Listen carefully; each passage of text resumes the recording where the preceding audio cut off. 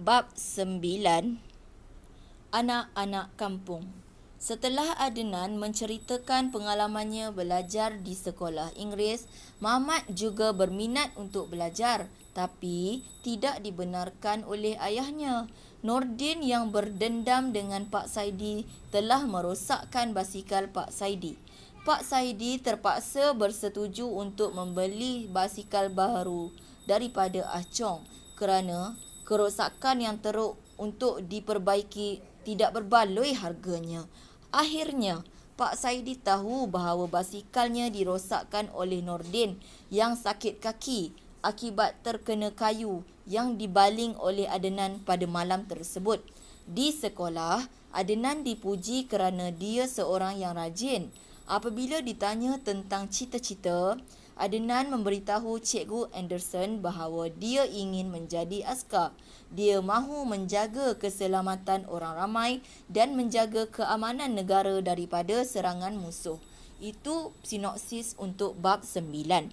Peristiwa menarik dalam bab 9 ialah setelah Adnan bersekolah Inggeris, rakan-rakannya menjauhkan diri daripada Adnan, kecuali Muhammad. Perwatakan di sini ialah seorang yang berprejudis.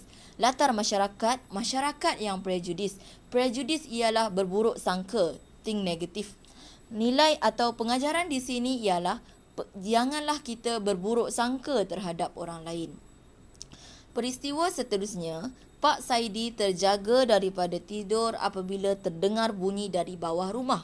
Mak Milah dan Adnan terjaga. Walaupun dilarang, Adnan mengikuti ayahnya untuk melihat apa yang berlaku. Pak Saidi mengambil barang. Adnan mencapai kayu belati panjang lalu turun ke bawah.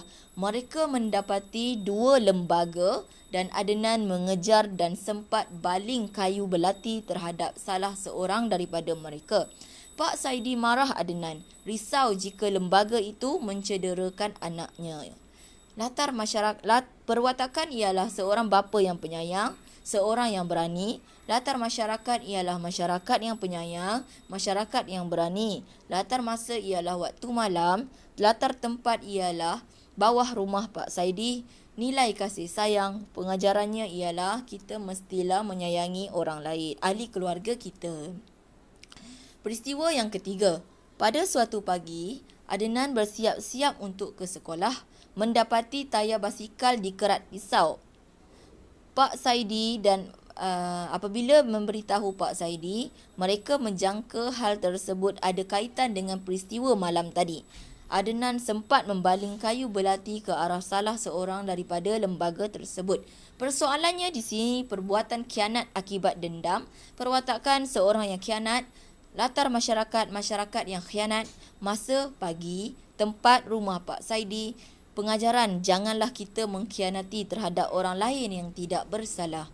Seterusnya, Ah Chong memberi cadangan untuk membeli basikal baru kerana harga untuk menggantikan tayar yang kerat akibat perbuatan khianat itu tidak berbaloi dan lebih kurang membeli sebuah basikal baru. Namun Pak Saidi tidak mempunyai wang yang cukup. Pak Saidi bersetuju dengan Ah Chong untuk membeli basikal baru secara ansuran, installment. Persoalan di sini ialah baik hati amalan mulia. Perwatakan seorang yang baik hati, latar masyarakat yang baik hati, latar tempat bengkel Ah Chong, nilai baik hati, pengajaran kita mestilah membantu orang lain yang berada dalam kesusahan. Seterusnya, di sekolah, Adnan terkenal dengan sikapnya yang rajin dan pandai, ringan tulang membantu orang lain. Oleh sebab itu, dia sentiasa disenangi oleh guru-guru dan rakan-rakan. Cikgu Anderson kagum dengan kematangannya. Adnan sentiasa menggunakan masa yang ada dengan membaca atau mengulang kaji pelajaran. Hasilnya, dia sentiasa mendapat tempat pertama di kelasnya. Persoalan di sini usaha kunci kejayaan. Perwatakan seorang yang rajin, seorang yang pintar, seorang yang matang. Latar masyarakat yang rajin, masyarakat yang pintar, masyarakat yang matang. Latar tempat, sekolah Inggeris, nilai kerajinan, pengajaran kita mestilah rajin berusaha untuk mencapai kejayaan. Akhir sekali, Apabila ditanya oleh Cikgu Anderson tentang cita-cita Adnan, memberitahu bahawa dia ingin menjadi askar untuk negara, keselamatan dan keamanan negara daripada serangan musuh.